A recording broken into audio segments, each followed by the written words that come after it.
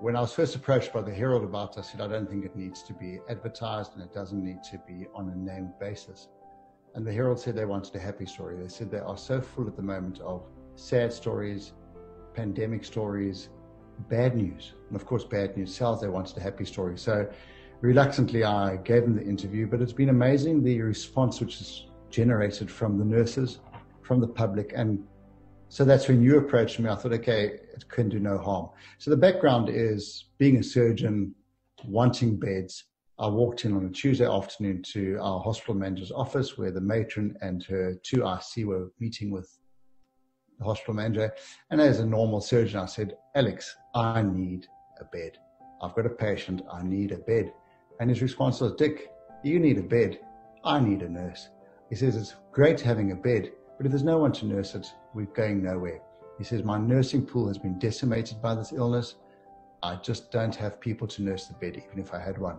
So I said, listen, I offered 2 weeks ago, tongue in cheek, to one of the sisters in theatre, and she didn't think it was necessary, but can I nurse for you? And he said, well, are you serious? I said, I can easily, we're going nowhere. There's nothing happening at home. And that's how it started. So that evening I went on to Cedar Ward where my own patients were, arrived at handover at 7 o'clock, and just basically fitted in. The nursing was being done by theatre sisters because, of course, our general ward sisters at the moment, our pool was down.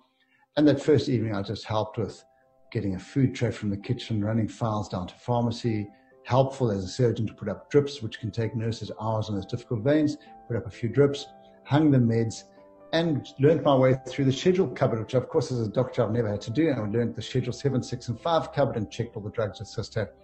And just after 9 o'clock, she said, you can go home, have the early tea, or we'll call you if we need you. The next evening, I was sent to the COVID ward, and that was really hard work because one realized how hard those nurses work. You have your N95 mask on, you have your face shield on, you have your goggles on, you have your spacesuit on, you have gloves on.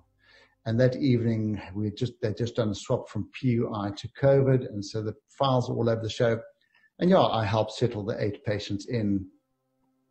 The one old guy, I fed him his supper, not a response at all. His eyes never opened, ladled down his soup, wiped his face, ladled down his jelly and custard, wiped his face, and halfway through his yoga, he said one word only, enough.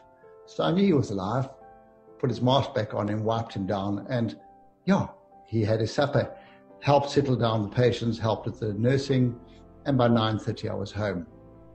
What I really learned from that evening was I got home, so you have a shower outside, put all your clothes in the bin, and how thirsty I was. I mean, I'd done 2.5 hours in these spacesuits, and I was thirsty. At 1:30 I woke up, and my wife's really fine, said, I'm just going to get something more to drink. And what it really showed me is these nurses are doing this for 12 solid hours. I did 2.5 little hours, and I was knackered. It was just such hard work. One just appreciates how hard these sisters and nurses are working at the coalface. But it was just humbling to just realize how hard the nurses are working out there and how 2 hours of just helping made a difference. And that's really the story.